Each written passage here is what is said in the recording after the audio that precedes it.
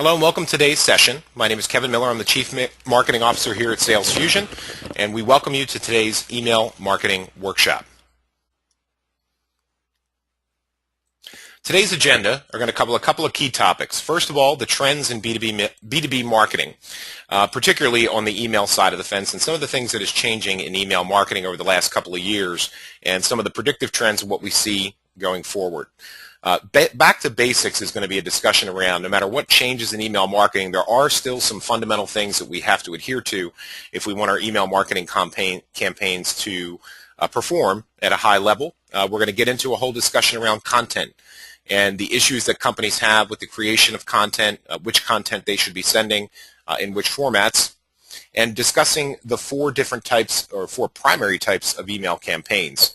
A little bit about email marketing and its role in an overall marketing automation strategy, and then talking a little bit about some of the metrics that marketers are paying very close attention to today as they execute their campaigns.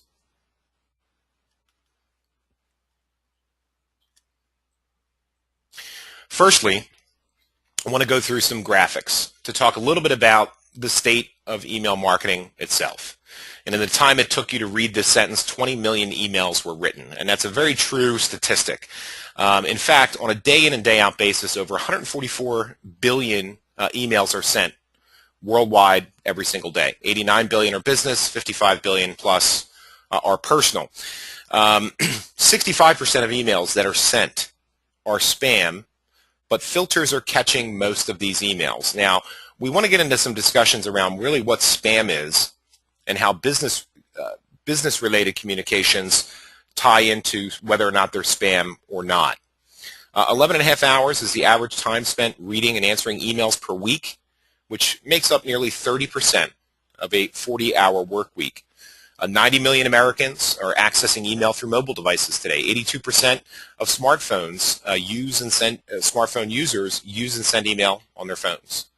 27% of all emails are opened on a mobile device today. So some interesting statistics to keep in the back of your head as we go through today's presentation, not the least of which is just the sheer volume of email. Because talking to a lot of marketers in the industry over the last 2 to 3 years or so, many would make the claim that, well, the effectiveness of email marketing is going down because of social media, when in fact Facebook is the largest sender of email communications in the world today. So those are some interesting statistics to keep in the back of your mind. We would make the argument often that the type of content that we're pushing out as marketers today in social and blogs and other related networks is actually driving a dramatic increase in the volume of emails that are being sent. That presents both opportunities and challenges to today's marketer, and we'll get into some of those discussions as we go through the session today. Now, there are a lot of trends that folks try out and pick up, but like Levi's jeans that haven't really changed that much since the 1800s. The classics really never go out of style, and I like to kind of focus in on 4 areas that I think all marketers need to keep in the back of their heads as they're creating campaigns. Firstly is relevancy. There are new things like prioritized delivery in Gmail and Hotmail that try to, not try to predict, but try to classify certain emails for you. And what they're doing is, I don't know if anybody is a heavy Gmail user, but if you've been in Gmail and you see the promotions tab and the social tab, Gmail has new tabs that they'll install, and they try to predict or classify what an email is and put it into that folder on your behalf for you. So even if your email makes it to a subscriber's inbox, these lower priority status inboxes or folders that the ISPs and the ESPs are creating could put your email into a place where it's never seen. So relevancy, I think, is one of the most key areas that we have to focus on as email marketers today. Are we sending the right content to the right people at the right time? We've always heard that right content, right people, right time over and over and over again. It's been drilled into our heads for many, many years. But today, it absolutely is more important than ever. And the way marketing automation systems are dealing with relevancy is pretty interesting. And because there's new data points that we have available to us as marketers that we didn't have available to us not long ago that we can use to try to understand interest levels of buyers before we send them an email communication. And we can use that information to create more relevant email marketing messages, which have a higher likelihood of making it to the inbox and being opened. Personalization is also very important. It's no longer good enough to just stick with, let's say, a recipient's name. Hello ++ first name. We want to use things like purchase history, website activity, customer relationship management data to learn about the audience and create the exact content that they want to see. So it almost dovetails off of the relevancy part. We want to make sure that we're presenting relevant content to people, but then we want to personalize what those emails look like and the content inside of those emails so that the information looks personalized and relevant to the recipient. Quality and clarity. Offering recipients valuable content with an easy, discernible call to action is still the single best practice of any email campaign. And that simply has not changed, and that probably never will change. Valuable content, not leading with product promotion, is key. We want to educate the market first and sell to them later. And I think we're going to see that as a theme as we go through today's session. Lastly, cross-channel. On a typical day, customers are going to interact with brands by text, by email, by social network. Working across channels is definitely going to help increase your engagement with your prospective buyers. Now, how does email fit into other channels? In some ways it does, and in some ways it doesn't. But there are going to be cases with social, for example, if we can identify an individual that's coming in and interacting with us in a social network, how can we then message them outbound to encourage further interaction without coming off as being a stalker or something along those lines?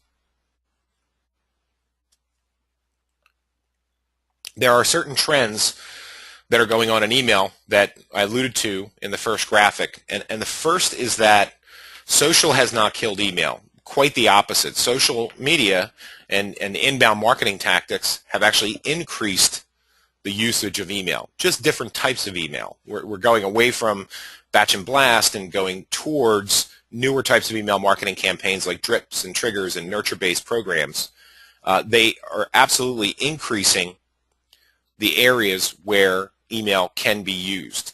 So despite email usage, the budget dilution from other channels, spending and growth in email is continuing to increase, and according to Forrester's recent research, which goes out through 2016, the predictions are that that growth curve is going to continue at a pretty healthy pace. Overall, a couple of things on the overall state of email marketing as a whole. 92% of adults use email. 61% are using them on a daily basis. And attitudes towards email marketing overall have improved. Forrester Research, for example, did a study where they found that fewer consumers are deleting email marketing messages without reading them. The numbers were 44% in 2012, 59% in 10, 63% in 8, and so on and so forth. Part of this is the fact that we've been able to classify true junk mail, true spam mail, and put that into the junk folders. So we're getting better email to our inboxes. Part of that is also companies responding to what consumers want. Understanding what their buying habits are, understanding what their behaviors are, understanding what their interest levels are, and getting better at sending relevant content. Because again, the more relevant your content is, the less likely you're going to wind up in a spam folder, the less likely you're going to be wind up being deleted and marked as spam for future delivery problems, etc. 74% of online adults prefer to receive corporate communications via email instead of social, direct mail, text messaging, phone, etc. We all know the telemarketing calls that come in at dinner time. Those are not well received. Much less well received than an email communication. Text messaging, at least in the United States, an unsolicited text message. These are not well received at all. The perception levels of unsolicited text messages are extremely low. Unsolicited messaging, social media. I mean, you hear articles about how Facebook is not cool anymore because it's ad-driven, and that people are migrating away from Facebook because there's too many offers being pushed to them because the perceptions of those offers are very low. However, the perception of email offers continues to increase. It's a much more trusted source. People are used to receiving offers and communications via email, so the attitudes towards that have gotten better. Email and search marketing retain the greatest influence on consumers' online behaviors, according to a study by Forrester Research and GSI Commerce. 89% of marketing managers say that email is as important or more important to their overall strategy compared with just a few years ago. That was a study done by research group Email Vision. And for 2012, more business leaders are planning to increase spend on email marketing than any other channel. Part of the reason email works, it's been proven over the years to be a very effective methodology for marketing and sales, and it's easily trackable. The ROI on it is very easily gathered. Whereas social media efforts, while they continue to evolve, much more difficult to monetize. Most folks don't understand how to monetize that, so oftentimes in those cases they revert to what they know, which is in many cases email marketing. So overall, attitudes are improving, the trends are going up, it's here to stay, it's just evolving in how it's being used, particularly in the B2B space. There are challenges that we have to deal with, however. The outlook is not all rosy.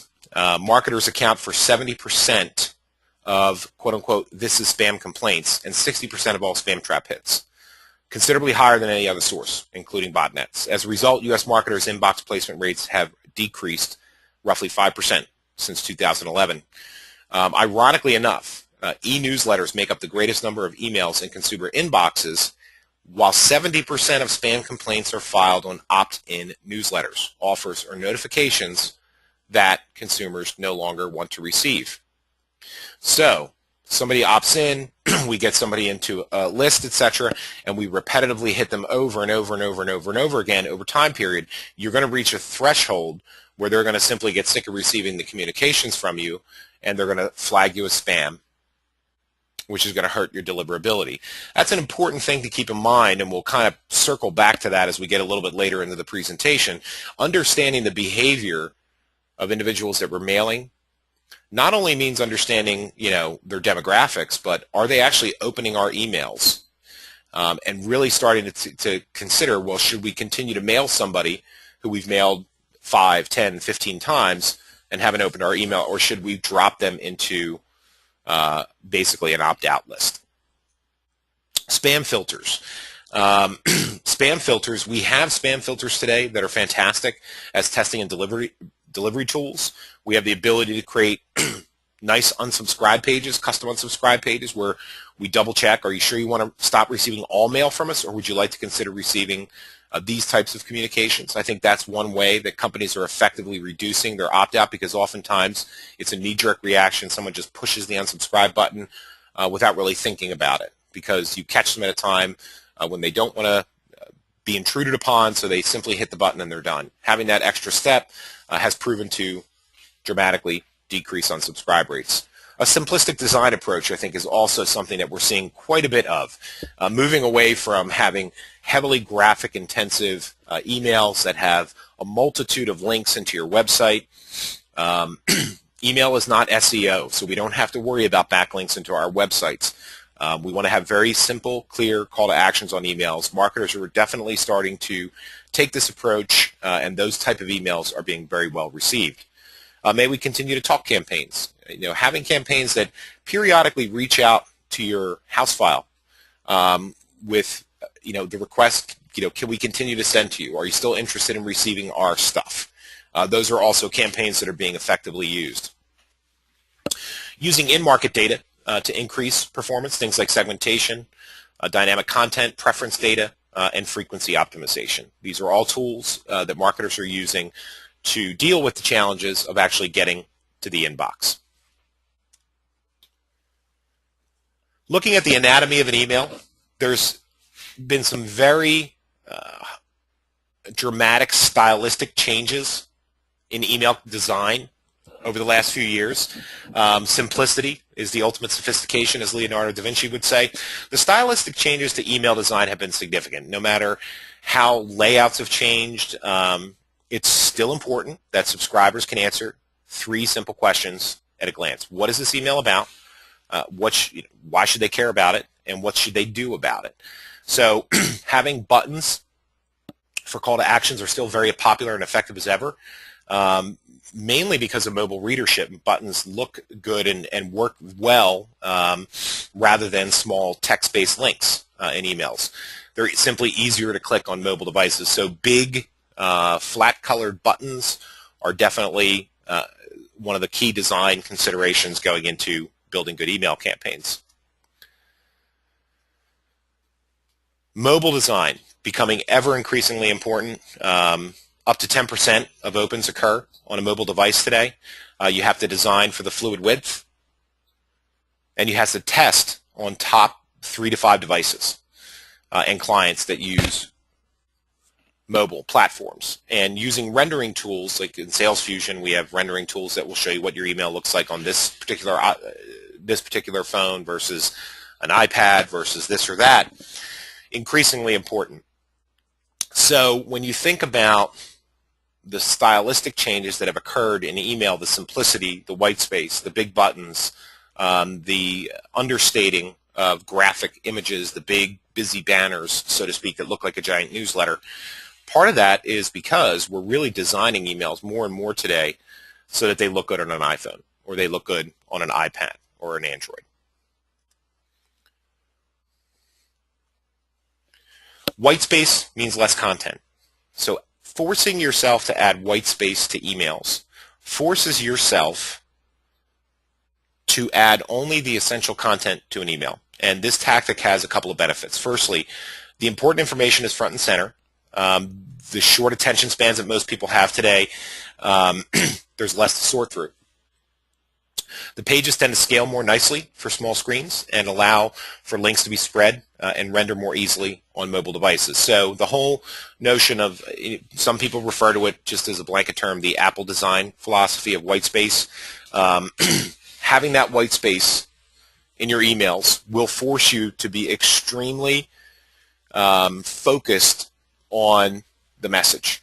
We still get emails today that are 6 paragraphs long. And I cringe when I see those emails because you know that the vast majority of the readers are going to get through the first couple of sentences and then bail on that email. So we really have to get good as marketers at taking the big message that we want to get across, which could take a little while to explain, and boil that down into a paragraph and a handful of bullet points.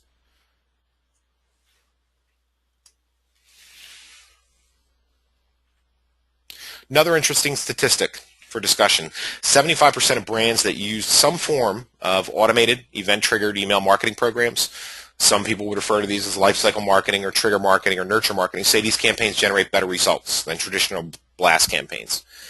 Subscriber engagement increase, 67%. Campaign performance increase, 55%.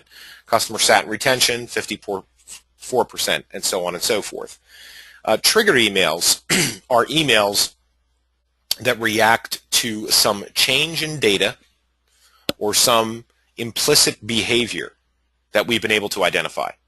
And the simplest example is somebody comes to the website and they download something.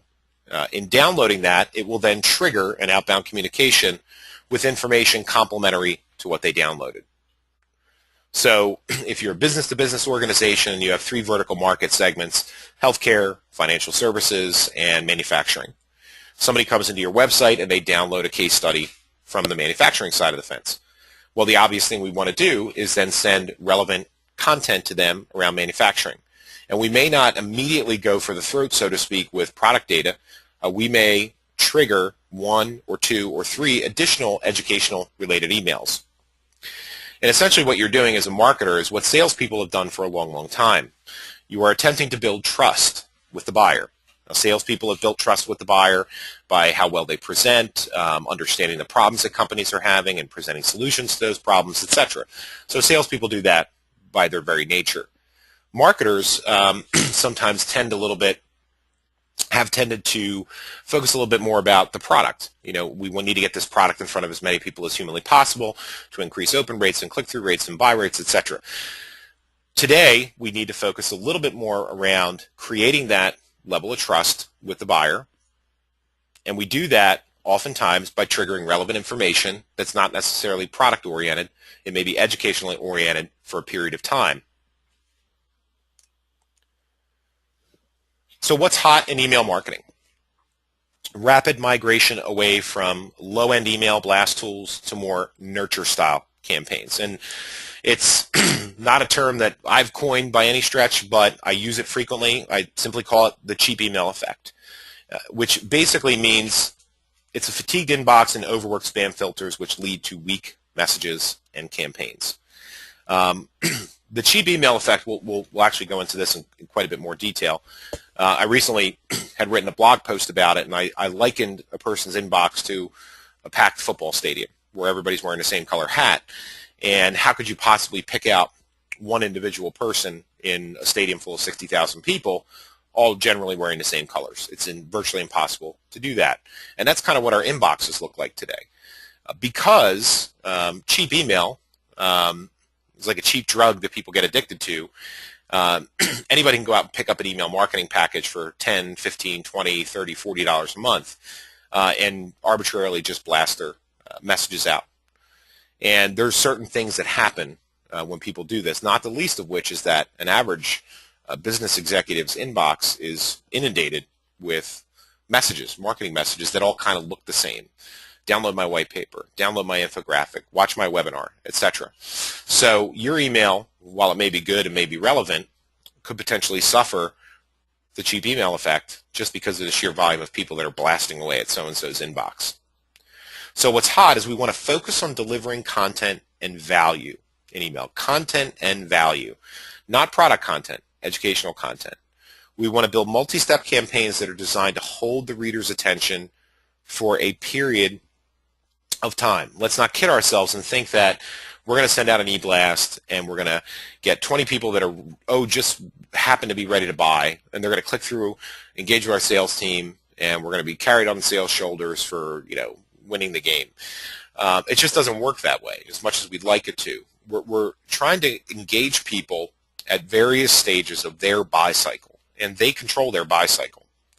And what we're trying to do is figure out maybe where they're at in their buy cycle by how engaged or unengaged they are with our communications. If somebody clicks through an email and downloads something, great. But what if somebody clicks through our email and then spends an hour on our website that week? Well, first of all, we actually have that data today. In marketing automation systems, you have that downstream web activity data. So we know that somebody clicked through an email. Now they're in our website, and they've been to our website 3 times in the last 10 days. That's somebody who's probably at a different stage of the buy cycle than somebody that's just clicked and opened, and we haven't heard from them since.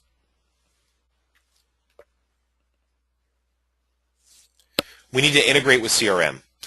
Hands down, one of the things that marketers have failed at, and it's not a fault of anything other than the technology, is in showing sales what they're doing on a day-in and day-out basis and presenting the results of marketing communications in a way that sales actually cares about that information. For example, many systems will allow you to bulk send an email from the CRM system, build a list in CRM, integrate it with a cheap email tool, and push send, and then it will track that an individual has received an email.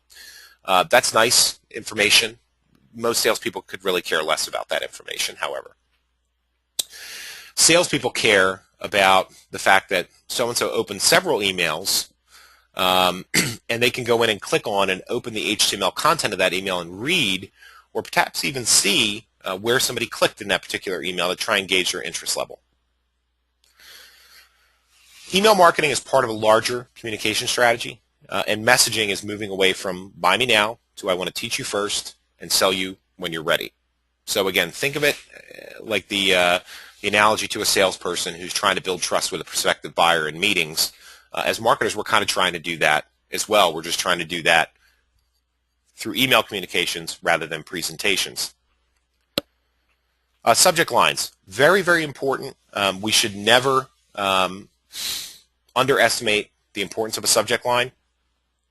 It should basically be the key element that's going to get you opened or not opened. More so than anything else, the subject line is either going to get you opened or not opened. And oftentimes what we're doing with subject lines is we are, number one, trying to avoid spam filters. And one of the things that folks don't think about when they think about subject lines is just how much of an impact the subject line has on a spam filter. So we test out different things. We test out putting things in brackets. One of the things we're seeing quite a bit of is folks are using funny keyboard characters in their subject line. Some folks are trying personalization in their subject line. Hi, Kevin, hi, plus first name, dropping Kevin into the subject line. The key thing about subject lines, forget about length, because the rule of thumb was if you went over 60 characters and you were in trouble. That's not necessarily true as much today as it used to be. That's less of a factor. It's important to test subject lines. And any good email marketing platform, B2B or B2C, worth its salt, should give you the ability to do, at a bare minimum, split A/B testing on subject lines. And you should, by practice, always A/B test a subject line to a subset, statistically significant subset of your total send. If you're sending out 10,000, pull at least 1,000 and do a split A/B against the subject line. Spam filters are going to look first at that subject line, then they're going to look at the HTML content, then they're going to look at the words and what those words sound like, and et cetera, and then they're going to look for broken links. So they'll look for all that other stuff, but one of the first things they're going to look at is that subject line. Spam filters as a whole are a huge challenge. You've got two types of filters. You've got ISP filters, which are going to be the Gmails and the Yahoos, etc. And then you've got appliance-level filters, things like Postini and Barracuda Networks, etc. Blacklisting is really not applicable, so to speak, in B2B. It's much more relevant for public ISPs like AOL and Gmail. So you can be blacklisted by AOL, which means you'll never get delivered to an AOL address. In B2B, what you're worried about is being flagged by an appliance-level filter, in which case you will never get through to that company again. Oftentimes, this can have a detrimental impact even if you're not the culprit. Let's take, for example, somebody has a low-cost email tool and we're emailing a hospital, and that's sent on behalf of, which is basically meaning the email provider sends it on behalf of you, and then they've got their own kind of domain language at the end of the address. What tends to happen in those cases, let's say one company is just blasting away at this hospital system from email vendor A, and then you also use email vendor A, and you've never even mailed to that hospital before. If you go to mail to that hospital, you're in essence coming from the same IP and the same email address. In a way, you may have trouble getting through as well, if at all. Once a filter flags an ESP, like this is spam, anyone hitting that filter, even from a different company, what they call them are gray lists oftentimes. So you, in theory, could be blacklisted from getting through to a particular company that you're trying to mail, and it's guilt by association. You just happen to be using the same email platform that somebody else is using and blasting away at the company. This is basically what's known as the cheap email effect. There's a better way to probably illustrate this. One company uses an email tool and saturates one or many people at company ABC with email from the domain of their cheap email provider. That person gets sick and tired of receiving those emails and marks them as spam. And if it's something like a Postini, once it's marked as spam by Postini, Postini is going to interpret everything from that domain as spam. Depending on what their filters are set up like with a Postini, etc., they may very well interpret emails from a completely different company using the same email vendor as spam as well, or at least gray list them. So it can actually reduce your deliverability to that company as a whole. Now, you have no control over that, obviously, except that there are better email marketing tools on the market, like a Salesfusion tool, for example. Of course, we'd put ourselves in that category, that don't use that send on behalf of. When you send an email from a very high-quality email marketing system, or marketing automation platform like Salesfusion, the emails look and feel like they're coming from you, not from you on behalf of Salesfusion. So it's a little bit of a back-end technical thing, but it has a huge impact in whether or not you're going to get through to the system. And I oftentimes, when I'm giving this presentation face-to-face in a lunch and learn environment or something, there's a few funny jokes we could toss out there about this, but the reality situation is this is a serious problem. I mean, I've been in consulting roles, marketing consulting roles, where I was responsible for building email communications for companies, and we were using tools, and I couldn't get my own test messages because my own test messages were not getting through to the spam filter at the company I was working for. And we would go to the mail administrator and say, hey, can you mark me as a safe sender? Can you mark this particular email vendor as a safe sender? And they'd be like, oh, sure, yeah. And it would go through for a day or so. And then when that system goes out and updates with new rules automatically overnight, boom, we'd be back in the gray list again. And I couldn't even get my own test messages. It's a huge problem. The low-cost email tools that exist on the market are meant for mom-and-pop businesses that are sending to consumers. They were never meant to be industrial-strength B2B tools. And unfortunately, because most marketers didn't have a lot of technology budget allocated for tools in the past, they would go out and use the $9.99, the $100 email tool, and blast away. And this caused this big problem of deliverability that we run into today.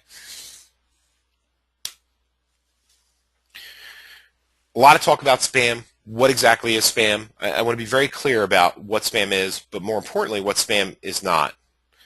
These are the actual main laws that you need to think about when you think about spam. And I'm talking about United States. Canada has changed some of their laws, so this doesn't apply to Canada. This is the United States Can't Spam Law Act. And I'm not going to read through each one of these in bullet points. Everybody will get a copy of this presentation after the session. Spam, the Can't Spam Act, is more about addressing how to opt out than opt in.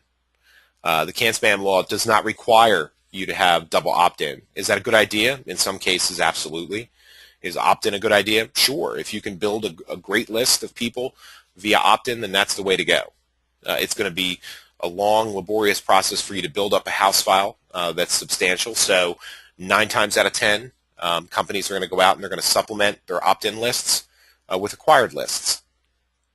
The key thing with mailing to new lists that you acquire is, number one, expect bounce rates. They are going to range from 5 to 25%. So no matter how many you buy, you're going to expect a bounce rate of that, between 5 and 25%. Number two, if you're going to be going after lists that you acquire, you need to go after them with your best stuff, your research reports, your webinars, your really high-end content. You have to lead with that. Some folks will lead with, hey, I know we've not spoken before. They'll personalize the emails. Sorry for the unsolicited email, but I thought you might find this content interesting based on your title. So there's a lot of different tactics that you can use to soften that initial send. But clearly, Can Spam is less about opt-in and more about opting out. So you obviously have to make sure you follow all these rules. But I just want to be super clear about that. Avoiding the spam moniker. Again, you can't hammer these points home enough. Relevancy. Deliver the right content to the right people. Always lead with educational content. Always ask if you can send more. Create opt-ins on everything that you have, from your blogs to your website, etc. Is it okay if we send you regular email communications? In essence, what you're doing is what a lot of, big retail consumer email marketing marketers do, is they try to build trust in their house file. Right? There's certain emails that I've been getting from companies for as long as I've had an email address, and I think I've had a Yahoo email address now. I think I hit my 17-year anniversary of having my Yahoo email address. And building trust in your house file only happens when you send good, relevant content.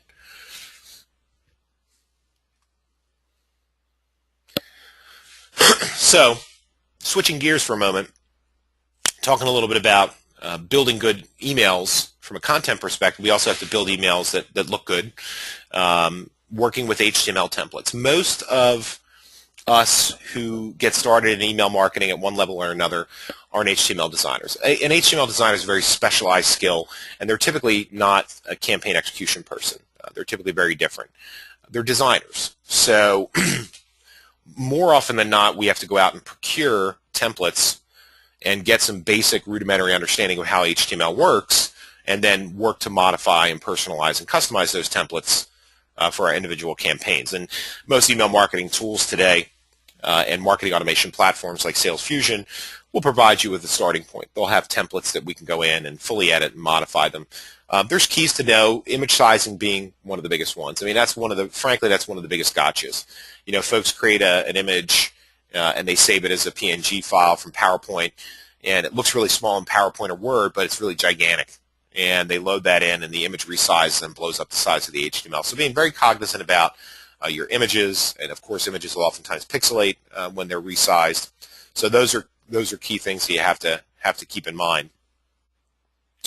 Adding new content to pre-existing templates, like if you go and grab an off-the-shelf template and I want to edit it, adding new content should be done by adding tables within tables. That's a very common tip. Don't just add content to it. You should always add content using tables in your WYSIWYG editor. At the end of the day, getting 1 to 4 good templates created for reuse is the most important step one of creating a good email marketing strategy. And whether you have to hire somebody to build those or you go out to some very reputable sources to acquire templates, and I'm always happy to promote places that I think are really good, and I think Theme Forest is probably one of the best places to go out and procure really good third-party email templates. They're all Dreamweaver built for the most part by designers, and you can buy a bunch of templates on there for $15 to $20, and they just look fantastic.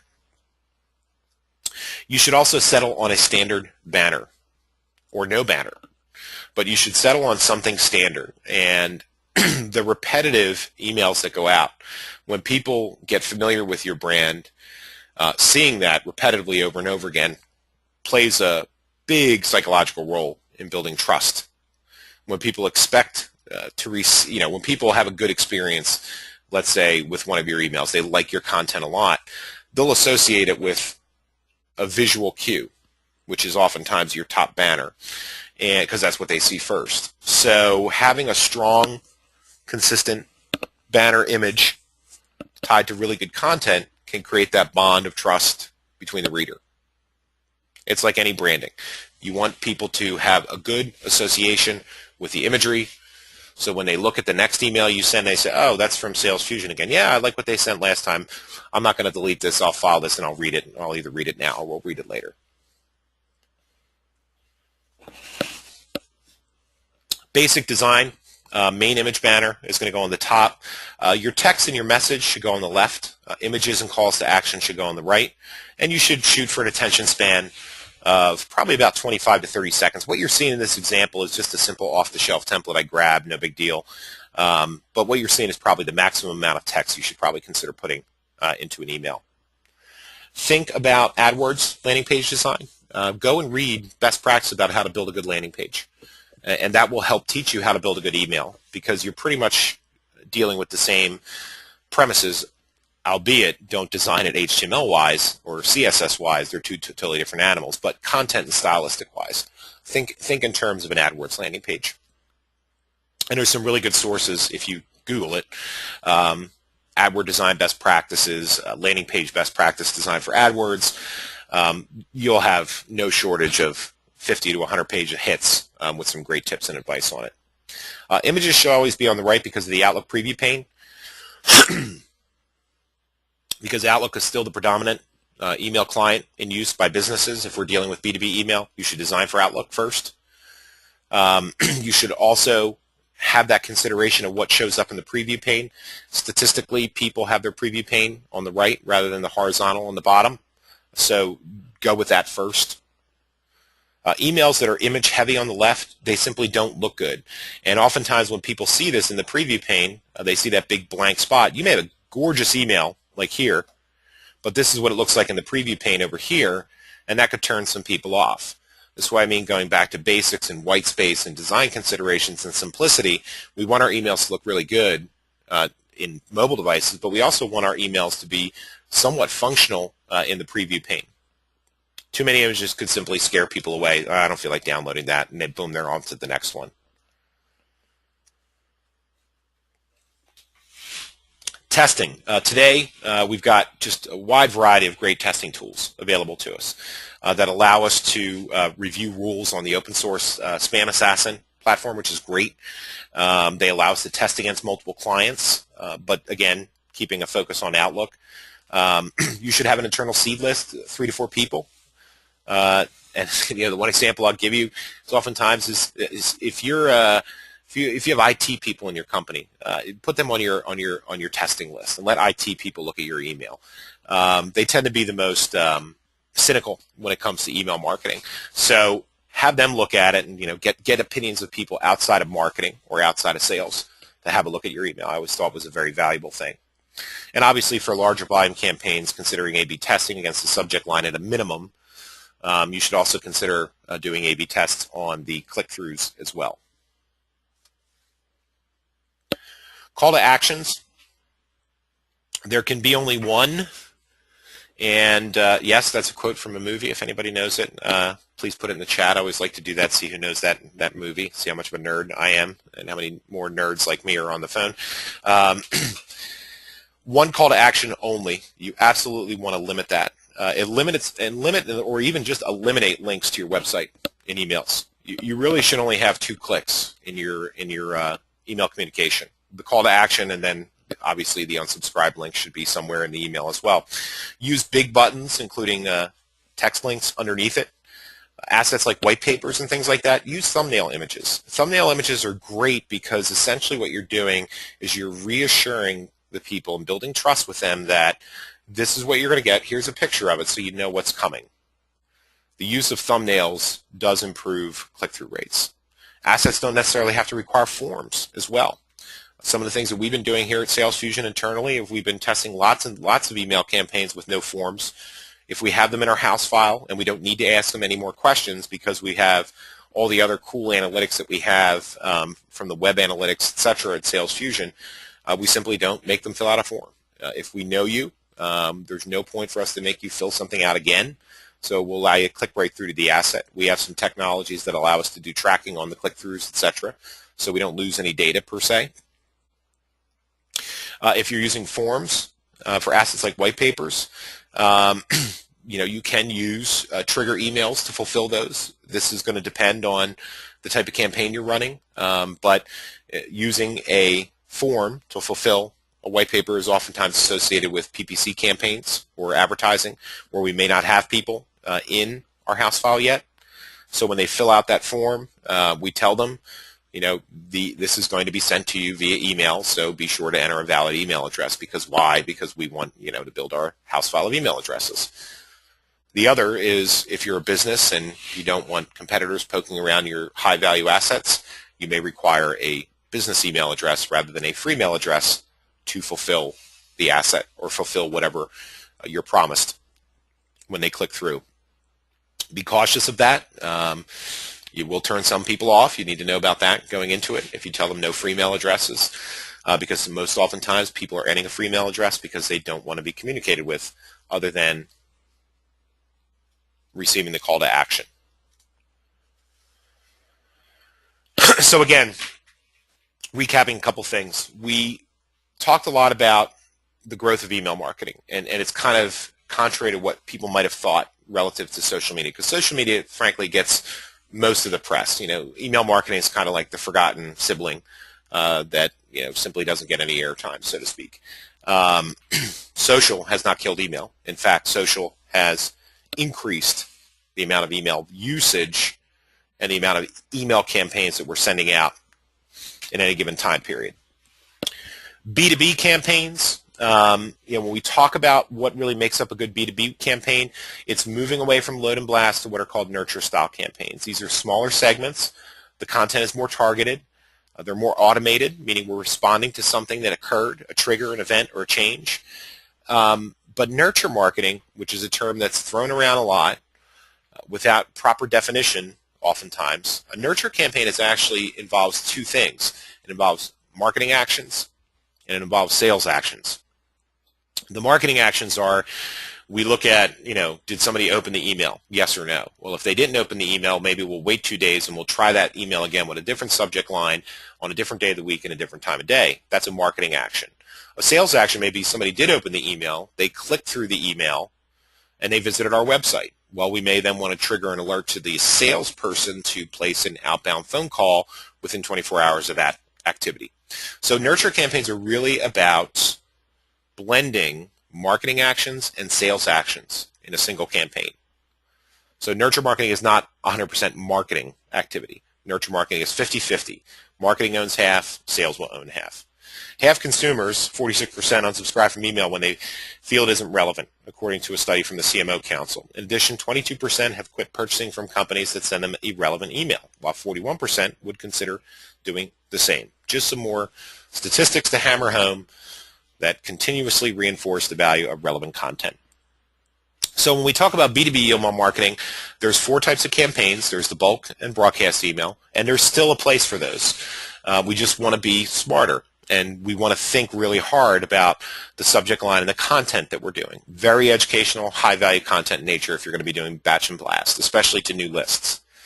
Drip campaigns are typically associated with things that are calendar sensitive, like newsletters or events. Triggers are oftentimes a single email that's sent to an individual based on the activation of some trigger. They filled out a form. But it can also activate when there's been some kind of a change in the profile of the individual. Their lead status changes from this to that. And then again, nurture, as we described on the last slide, has to do with marketing and sales actions tied together. The effects of triggered email. Flexibility. You can trigger off an action, a data value change, or even a lead score value. Lead scoring comes into play when we're dealing in B2B environments and we're using marketing automation platforms like Salesfusion. They have very high open rates. We've seen over the years some of our trigger-based campaigns consistently produce open rates 40%, 50%, 60%. Fantastic open rates because the content is trusted and expected. But they are content hogs. Automated trigger multi-step campaigns devour content at an alarming rate. And are you ready for that? So if you're not ready for that, if you're not ready for the rigorous process of building content and a content calendar, you may not be ready for trigger campaigns, nurture campaigns, or marketing automation, because part of the reason is folks will get their hands on these things and they'll just revert back to what they've always done. When they run out of content, well, they'll start throwing out some product emails. And they end up having poor results, and they say, well, why am I spending more money for a marketing automation platform or nurture campaigns, and I'm getting poor results? Well, the results aren't driven by the technology. The results are driven by the content. So you have to plan out in advance, 30 days, 60 days, 90 days, the type of content that you have, and it should look like a funnel at the end of the day.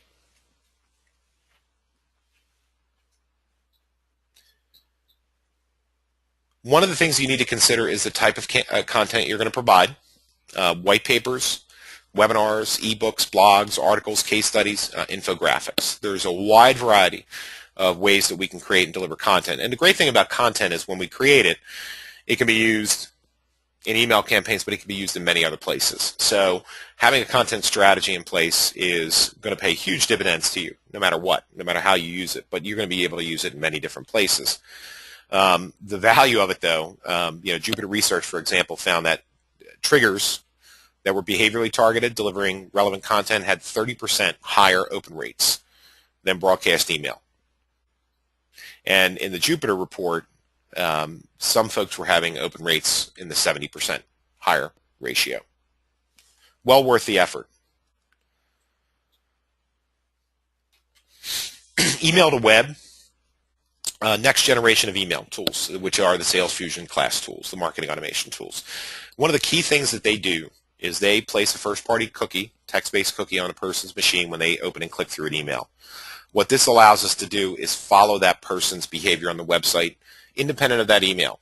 Even if they click through to go to the website, we can see that they came to the website 3 days later and they looked at these 5 pages and are spending all the time looking at this type of content or that type of content. That piece of the puzzle is what we've missed for a very long time in marketing.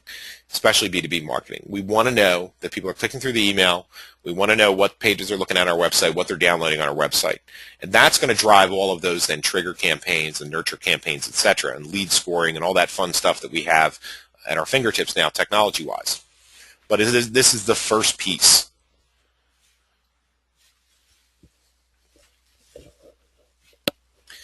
Moving away from bulk email marketing is no small task, and there are some steps you have to take. Firstly, developing your content map. Forget about the email campaigns. Just develop what content you have and take an inventory of what you have. Clean out the closet, so to speak. Go around to the sales reps and pull the PowerPoints off their machines that they have and press releases and everything else. Get it into one place, organize it, figure out what you have, and then that will tell you what you need to develop going forward. Develop your segments, whether they're new segments or existing segments. Develop your content funnel, and I'll talk about that a little bit more in a sec, and develop your inbound and outbound variants and establish your rules for sales engagement. So these are the steps that you need to take before you start actually building nurture campaigns and trigger-based campaigns. Think of your content delivery as a funnel, not unlike a sales funnel, where we bring people in to the top of the funnel with the highest impact and value, which are typically webinars and research. Those are typically going to be the things that are trying to position you as an expert in your industry. Step 2 would be customer success. Why can we help? Oftentimes, step 1, the high impact, tells you what the problem is. Here's a webinar on how to deal with Obamacare, right? Big problem. Everybody knows about it. Everybody's thinking about it. It's a macroeconomic issue.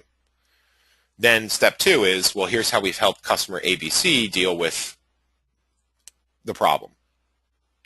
Here's some product information that customer ABC used. And then finally, here's a request to engage with sales to let us show you how and why. So those 4 categories are great categories to get you started in building out your content funnel. Content funnel is not a content map. Content funnel is campaign by campaign basis. This is the order that I'm going to deliver information, and this is the story. And think of it as a story that starts at red and ends at blue, right? And how are you going to walk those people from the beginning of the story till the end of the story? If you have to sketch it out, sketch it out. Even if it's a matter of going in and jotting it down on a whiteboard, putting it in a PowerPoint presentation. I mean, there are certainly design tools that will show you inside of Salesfusion the flow of your campaign. But before you even get to that point, it's oftentimes good to kind of just sketch out what you have, relate the content to it, etc. Figure out what actions and decisions you're going to take along the way. Very helpful. And I've done this myself many, many times in building campaigns that are simple or campaigns that are complex. You just kind of jot notes down on a piece of paper and say, this is how I think it's going to flow, and then you go into the system and then you start plugging it into the system.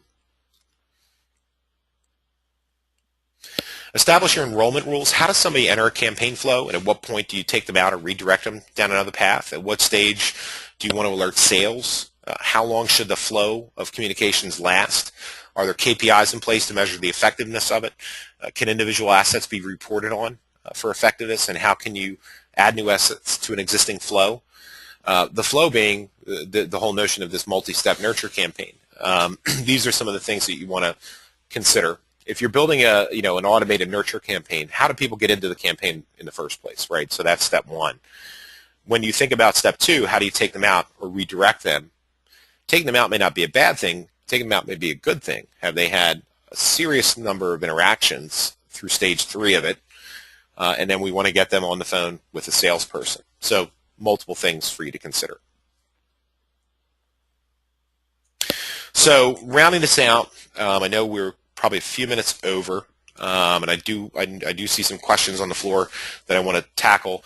So let's wrap up here real quick in terms of who Salesfusion is, because we haven't really talked much about who we are as a company. So we help marketers attract new opportunities. We help them convert them into customers and nurture them into lifetime relationships. That's really what marketing automation is all about. And with Salesfusion, some of the best marketers today are driving quality leads into the sales funnel, automating the lead to revenue process, and we are more than marketing automation. We are the only lead to revenue platform that a company's ever going to need, given the breadth of functions and features and solutions and training and onboarding and best practices that come with it. It's a very, very robust platform. As a company, We're dedicated to the success of marketers first and foremost, provide best-in-class service, known for a unique approach to client services. This technology is fantastic, but there is no marketing automation 101 in universities today. So good vendors, good providers of solutions like Salesfusion are going to be there with you to help you learn and master the best practices around these technologies. As a whole, we are hands down the best marketing automation platform in the industry for integrating marketing and sales. We do this by specializing in integrating at a very deep level with CRM systems. Most of the time people are getting into marketing automation because they want to integrate marketing and sales, and nobody does it better technically and then also from a process standpoint than us. Pioneer in lead revenue management, we built our entire marketing automation application on top of a traditional CRM database. And we did that so that we could integrate at a much deeper level with CRM systems and then hopefully integrate the processes of marketing and sales together. Contacting us, getting in touch with us, a number of ways, of course, on the web. We have corporate offices in Atlanta, Georgia, and we have offices in EMEA in London. And I want to pause